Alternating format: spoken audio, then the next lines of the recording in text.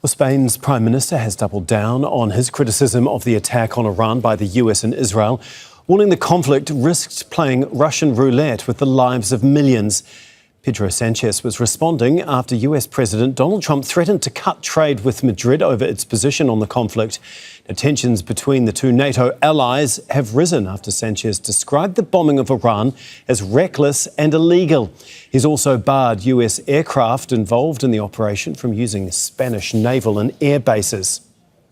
Debemos aprender de la historia. We should learn from history, and we can't play Russian roulette with the destiny of millions of people. The powers involved in this conflict should immediately stop the hostilities and rely on dialogue and diplomacy. And the rest of us should act in a coherent way, defending the same values that we defend when we talk about Ukraine, Gaza, Venezuela and Greenland.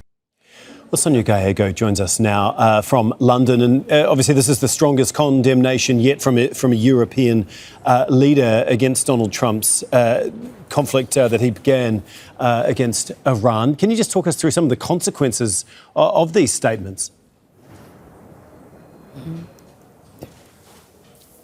I think it's safe to say that there is no love lost between President Trump and Prime Minister Sanchez. Both of them have been at odds with each other. Trump especially bearing down quite heavily on Prime Minister Pedro Sanchez for not living up to what he says are his NATO obligations as well. Spain, of course, dismissing itself out of paying 5% on defence as well. So the stage had already been set for very negative response and relationship between both sides as well.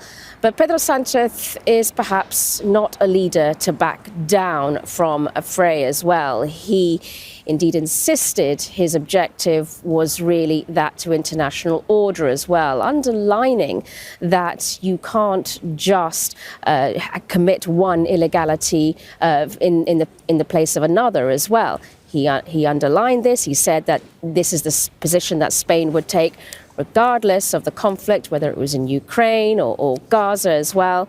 And what he also recalled as well was the fact that, of course, the Iraq War in 2003 is still very much fresh in the memory of the country as well, and the international repercussions from that too. He also said that in such a situation that this really could cause a great disaster. So what Pedro Sanchez is maintaining is that there needs to be a return to diplomatic means. That is what he says is most urgent.